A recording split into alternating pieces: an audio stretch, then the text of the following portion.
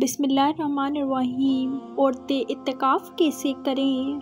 औरत के इत्तिकाफ़ के लिए किन शराइत का होना ज़रूरी है? औरत के इत्तिकाफ़ का तरीका नियत कैसे करेंगी?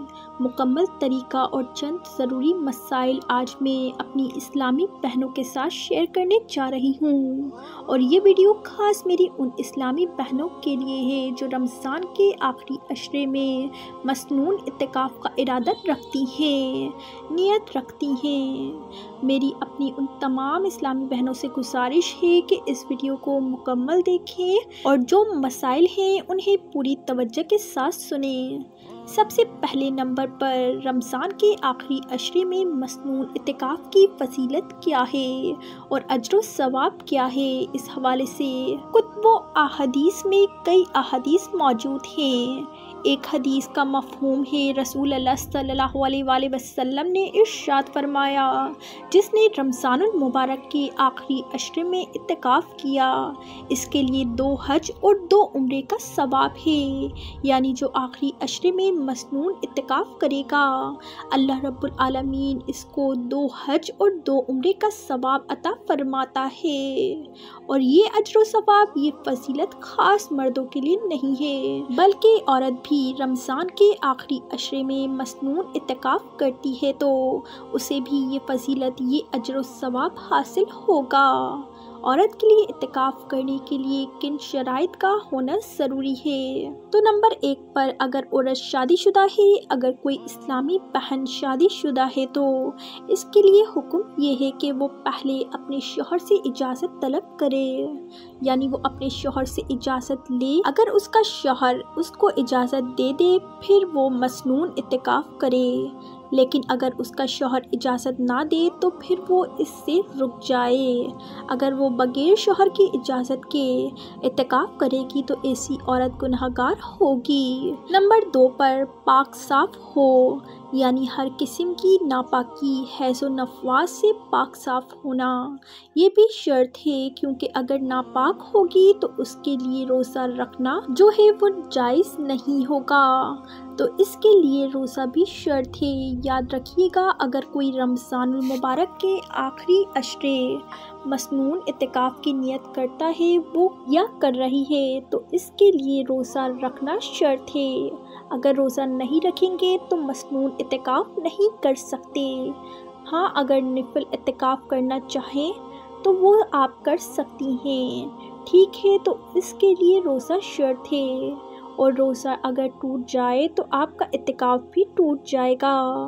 क्या इसके लिए बालिग होना या शादीशुदा होना ये ज़रूरी है? क्योंकि ये भी कहा जाता है कि नाबालिग या फिर गैर शादीशुदा कुंवारी लड़की जो है वो इत्तिकाफ़ नहीं कर सकती। ऐसा बिल्कुल भी नहीं है, ये बहुत बड़ी गलतफहमी है। बल्कि जो कुंवारी है वो भी अगर इत्तिकाफ़ करना चाहती है रमज़ान के आखिरी अशरे में तो वो कर सकती है। मसनून इत्तिकाफ़ इसके लिए करना जायज़ है। और इसी तरह जो नाबालिग लड़की है अगर वो तमीज़ रखने वाली है, समझदार है, बालिग नहीं भी है, फिर भी उसके लिए इत्तिकाफ़ करना जायज़ है, वो कर सकती है।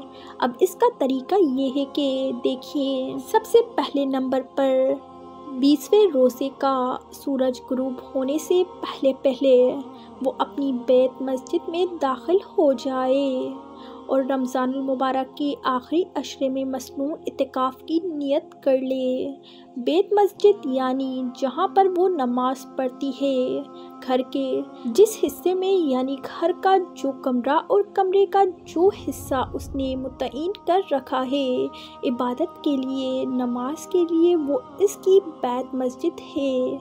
अब अगर कोई इस्लामी बहन जिसने कोई जगह भी नहीं मुकर्रर कर रखी नमाज के लिए, यानी कभी कहाँ कभी कहाँ, कभी किस कमरे में कभी किस कमरे में नमाज पढ़ ली तो अब वो जगह का तयन कर ले। इत्तिकाफ़ रमज़ानुल मुबारक की एक ख़ास इबादत है जो मर्दों के साथ औरतों के लिए भी मशरू हुई है। अलबत्ता दोनों के सनफी इम्तियाज का लिहाज रखते हुए उनके लिए चंद हदायत मुख्तलिफ हैं। हज़रत आयशा रज़ियल्लाहु ताला अन्हा से रिवायत है, हज़रत नबी करीम सल्लल्लाहु अलैहि वसल्लम रमज़ान के आखिरी अशरे में इत्तिकाफ़ करते थे, यहाँ तक कि अल्लाह ने आपको उठा लिया। आपके बाद आपकी बीवियाँ भी इत्तिकाफ़ करती थीं। औरत को इत्तिकाफ़ करने के लिए अपने शौहर से इजाज़त लेकर ही इत्तिकाफ़ करना चाहिए। औरत के घर में जो जगह इत्तिकाफ़ के लिए मखसूस की है उस जगह से बिला उज़र निकल जाए तो इसी तरह उनका भी इत्तिकाफ़ फासिद हो जाएगा। जिस तरह मर्द का मस्जिद की शरई हदूद से बिला वजह निकलने से हो जाता है, औरत के इत्तिकाफ़ का तरीका ये है कि घर में जिस जगह नमाज पढ़ती हो उस जगह या किसी और जगह को इत्तिकाफ़ के लिए मखसूस कर ले और सिवाय ज़रूरी हाजात, पेशाब, पखाना, गुस्ल जनाबत के अलावा अपनी जगह से बाहर ना निकले। जब हाजत के लिए निकले तो हाजत पूरी करने के बाद फ़ौरन अपनी जगह वापस आ जाए। दौरान इत्तिकाफ़ कुरान मजीद की तिलावत, ज़िक्र, तस्बीहात व नवाफिल वगैरह जैसे मशागिल में मसरूफ़ रहे। बिला ज़रूरत बातचीत से एहतराज़ करे। खाना पीना सोना इत्तिकाफ़ की जगह ही में करे। ज़रूरी हाजात के अलावा निकलने से इत्तिकाफ़ फासिद हो जाता है। इत्तिकाफ़ की हालत में औरत अपने घर वालों के लिए अपने इत्तिकाफ़ की जगह से निकलकर सहरी वगैरह नहीं पका सकती और ना ही बाहर निकलकर घर वालों के साथ सहरी और इफ्तारी कर सकती है। अलबत्ता घर में अगर और कोई ना हो जो खाना पका सके तो ज़रूरत की वजह से अपने इत्तिकाफ़ की जगह में ही खाना पका सकती है।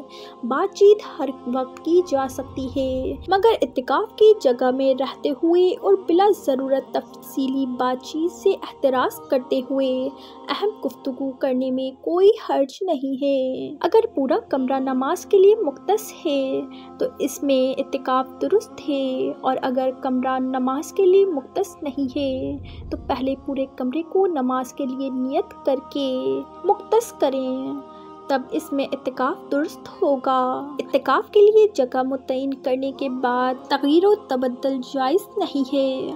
अंदर हो या बाहर हो, बेहतर ये है कि बरामदा वगैरह का तयन किया जाए या पंखे वगैरह का इंतज़ाम कर लिया जाए। इत्तिकाफ़ की शराइत: नंबर 1, मुसलमान होना, काफिर का इत्तिकाफ़ नहीं।